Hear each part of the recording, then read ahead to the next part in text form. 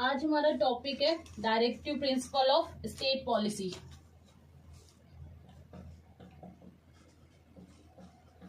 Directive principles of state policy. Directive principle of state policy in part 4 of the of Indian Constitution from article 36 to 51. It contains directive principle of state policy. Directive principle of state policy, which we borrowed from Irish Constitution. From the idea of directive principle of state policy borrowed from Irish Constitution in 1937. Irish Constitution, Irish Constitution 1937. Dr. B.R. Ambedkar. Dr. B.R. Ambedkar.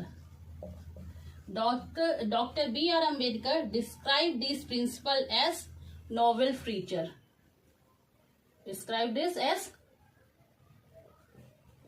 novel features. Okay. DPSP contain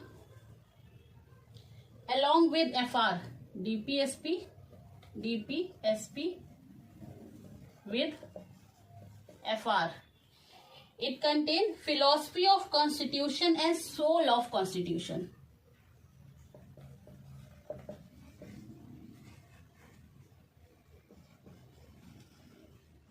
And soul of constitution.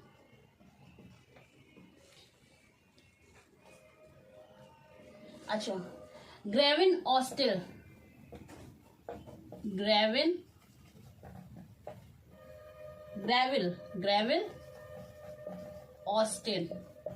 describe DPSP and FR. क्या इन्होंने इसको describe किया as conscience of the constitution.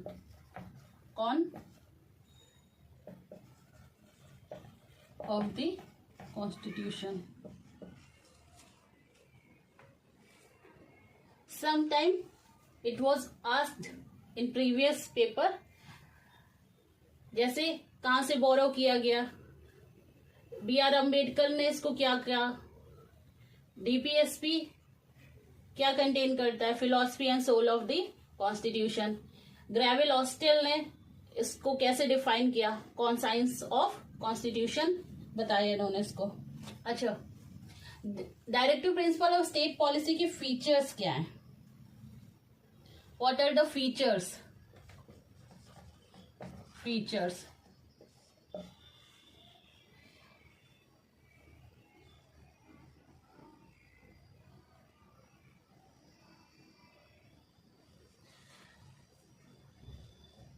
इसको हम इस तरह कह सकते हैं कि जो DPSP है वो एक कॉन्स्टिट्यूशनल इंस्ट्रक्शन है. Constitutional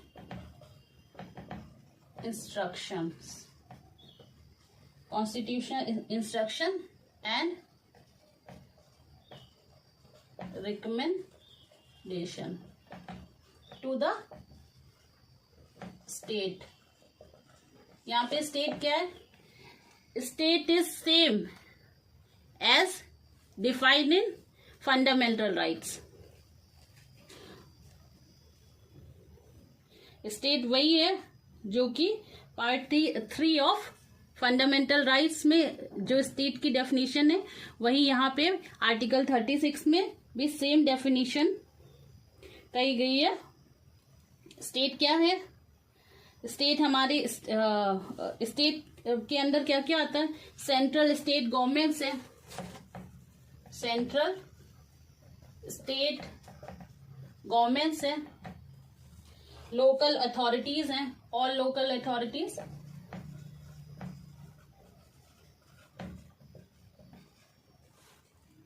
and other public authorities. Even some private entities also come under the definition of state. तो ये क्या है, इसके फीचर क्या है? ये एक तरीके से कॉन्स्टिट्यूशनल इंस्ट्रक्शन है, रिकमेंडेशन है टू द स्टेट. स्टेट किस मैटर में? In the legislature, executive and administrative matter में. किसमें? Legislative, executive and administrative. Means कि जब हम कोई पॉलिसी फ्रेम करें तो उसको हम, ये एक इंस्ट्रक्शन की इसमें कुछ चीजें आर्टिकल के अंदर डिफाइन की गई हैं. जब आप पॉलिसी मेक करें तो आप उस चीजों का ध्यान रखते हुए पॉलिसी मेक करें. जब लेजिस्लेचर लॉ बनाए, उसको एग्जीक्यूट करे या एडमिनिस्टर करे, तो उन बातों का ध्यान रखते हुए इन चीजों पे लॉ बनाना है या उसको एग्जीक्यूट करना है.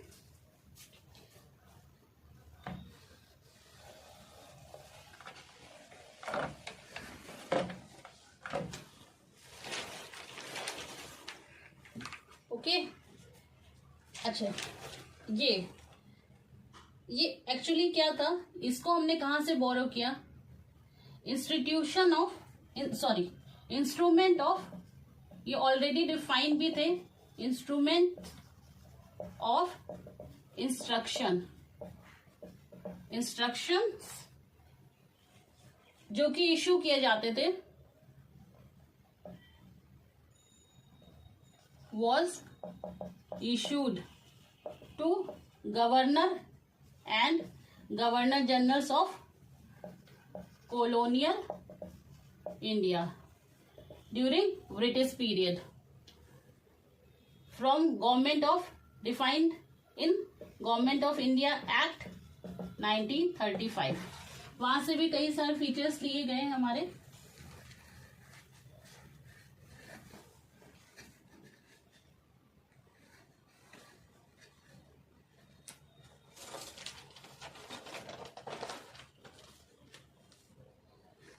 एक्चुअली इंस्ट्रूमेंट ऑफ इंस्ट्रक्शन एक directive principle of state policy, एक उसी का अनदर जस्ट मियर अ नेम है.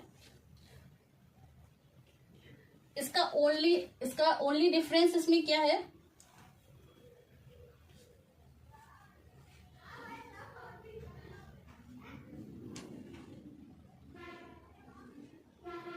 अब ये इंस्ट्रक्शन किसको दिए जा रहे हैं? पहले गवर्नर जनरल, और अब ये लेजिस्लेटिव और एग्जीक्यूटिव बॉडी को. यही बस डिफरेंस है, लेजिस्लेटिव एंड एग्जीक्यूटिव बॉडी को ये इंस्ट्रक्शन पास किए जा रहे हैं उन्हीं के लिए कि जब वो कोई भी पॉलिसी मेक करे तो directive principle of state policy में जो भी डिफाइंड है, जो भी आर्टिकल डिफाइंड है, उसको ध्यान में रखते हुए पॉलिसी मेक करें. फ्यूचर पर्सपेक्टिव से हमारे जो कॉन्स्टिट्यूशन मेकर थे उन्होंने आगे का फ्यूचर सोच के ऐसे रखे जिससे सबका पूरी सोसाइटी का, होल सोसाइटी का ध्यान रखा जाए और डिक्टेटरशिप यहाँ पे ना लागू हो सके, जैसे बहुत सी कंट्री में है, डेमोक्रेटिक रहे. और इसका फीचर क्या है? इट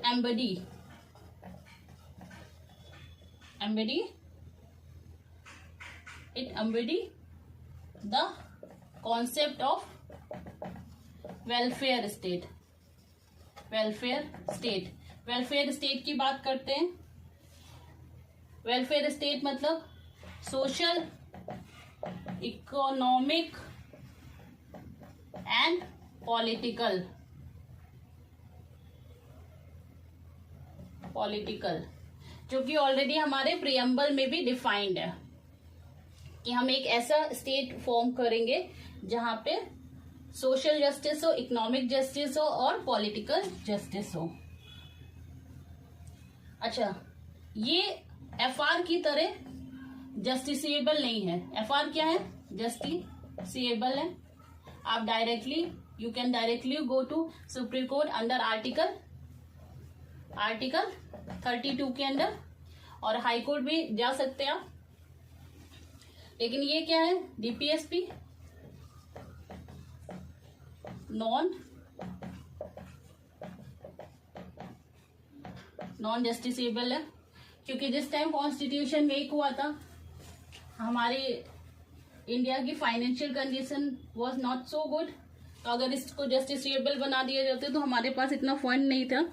लेकिन जो हमारे कॉन्स्टिट्यूशन मेकर थे उन्होंने इसको directive principle of state policy के अंदर डाल रखा कि जब पॉलिटिकल पार्टीज जब अपना पोर्टफोलियो तैयार करें तो इन चीजों को ध्यान रखते हुए पोर्टफोलियो अपना तैयार किया।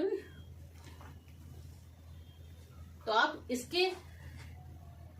इसके वायलेशन के लिए आप डायरेक्टली कोर्ट नहीं जा सकते हैं।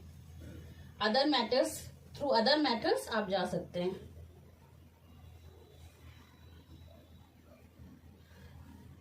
डायरेक्टिव प्रिंसिपल, ये स्टेट पे एक स्टेट पे क्या है? ड्यूटी है कि आप जब भी लॉ बनाए, apply these principles in law making. मतलब वहां पे आपको इनका ध्यान रखना है जब भी लॉ बनाए। अच्छा, इसका क्लासिफिकेशन, इसको क्लासिफिकेशन कहीं भी डिफाइन नहीं है कॉन्स्टिट्यूशन में।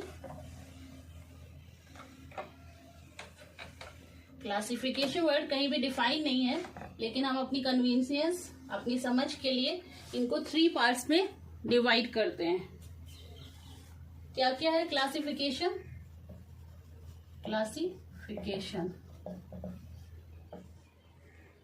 First is socialist, second one is Gandhian, and third one is liberal intellectual.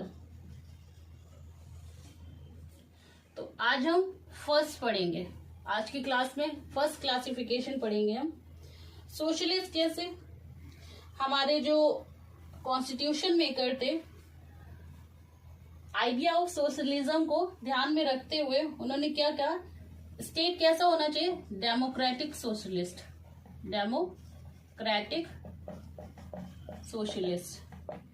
State कैसा होना चाहिए?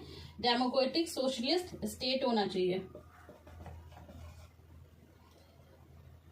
जहां पे सोशल, इकोनॉमिक और पॉलिटिकल जस्टिस हो। Social, economic and political justice.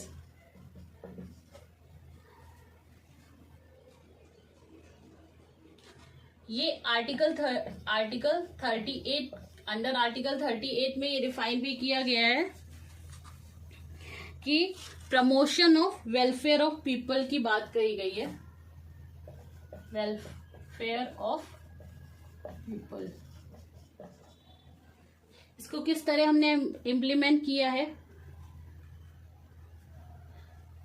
Economic justice, आप लोग देख सकते हैं कि पेंशन, गवर्नमेंट ने जो गरीब पॉपुलेशन उनके लिए पेंशन स्कीम स्टार्ट की है।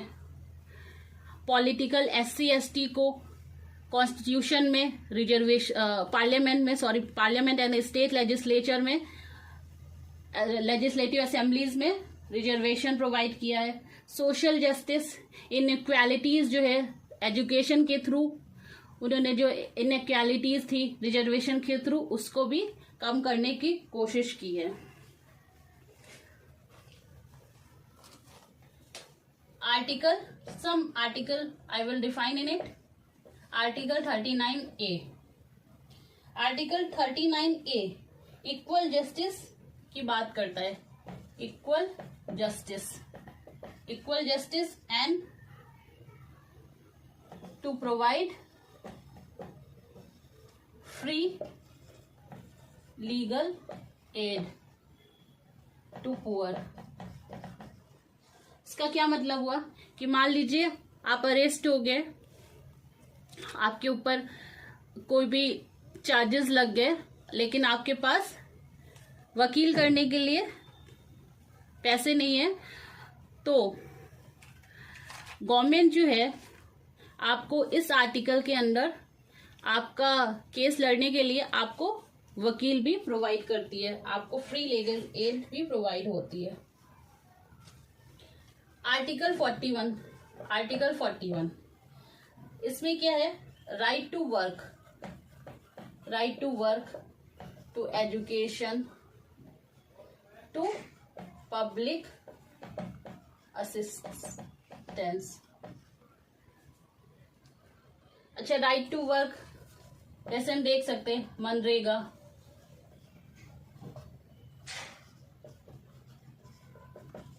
2005, जो कि अब क्या कहलाता? विकसित भारत, WVG जी राम, विकसित भारत जी राम. इसका आप नाम चेंज करके विकसित भारत जी राम, VBG राम हो गया है.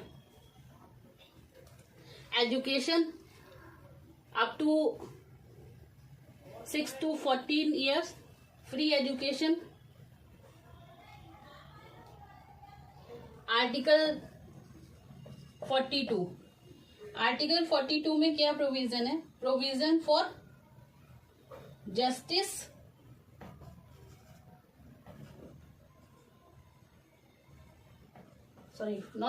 Provision for just and humane working condition and maternity relief. तो मैटरनिटी रिलीफ के लिए कौन सा एक्ट बना था? मैटरनिटी बेनिफिट एक्ट 1961, जो कि कई बार अमेंड भी हुआ है. इसमें बहुत से प्रोसीजर एड ऑन भी किए गए हैं. अच्छा, provision for just and humane working condition का मतलब ये हो गया कि आपको जैसे मैनुअल स्कैवेंजिंग होती थी, अभी क्या हो रहा है कि मैन होल में जाके क्या होता था, जो वर्कर है वो डायरेक्टली जाके उसमें सफाई करते थे, जिसकी वजह से उनकी जान वगैरह भी चली जाती थी. लेकिन अभी क्या है, मशीन के थ्रू उसकी सफाई हो रही है. और उनके लिए भी लॉ बनाया गया है कि किसी को जबरदस्ती प्रेशराइज करके आप जो है उनसे ऐसा इनह्यूमन काम जो है नहीं करा सकते हैं.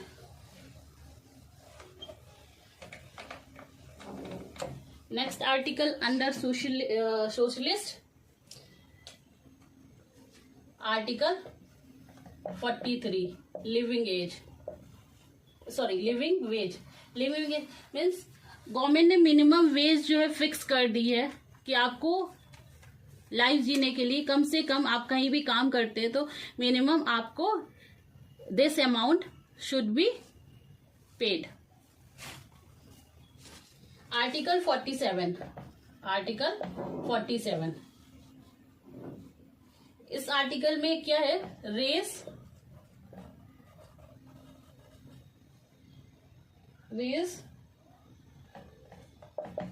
the level of nutrition and standard of living and to improve health. जैसे न्यूट्रिशन रेज करने के लिए एक तो मिड डे मील, जिसमें भी पहले तो ये था एक कि जो बच्चे हैं उनको एक टाइम खाना प्रोवाइड किया, अब इसमें न्यूट्रिशन वैल्यू भी एड ऑन करी गई है और पीएम पोषण जैसी स्कीम इंट्रोड्यूस करी गई है। ऐसी हेल्थ इंप्रूव करने के लिए आयुष्मान, जो पुअर पीपल हैं, बीपीएल्स हैं, उनके लिए आयुष्मान कार्ड के थ्रू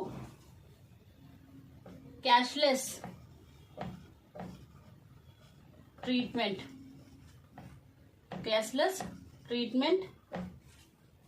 उनको प्रोवाइड किया जा रहा है। इवन इसमें एक और ऐड किया गया कि 70+ जितने भी लोग हैं उनका भी आयुष्मान कार्ड बनेगा और cashless treatment up to certain amount उनको फ्री मिलेगा। और जैसे वीमेन के लिए उनकी हेल्थ के लिए कुछ स्टैंडर्ड बनाए गए हैं, जैसे प्रेग्नेंट लेडीज को सेंटर्स से फोर्टिफाइड मील मिलती है, चिल्ड्रन को मील दी जाती है पीएम पोषण के थ्रू, जो एडोलसेंट गर्ल है उनको पैड प्रोवाइड किए जाते हैं। तो ये कुछ हमारे आर्टिकल से under DPSP. Next classification Gandhian, which I will teach you in the next class. Thank you.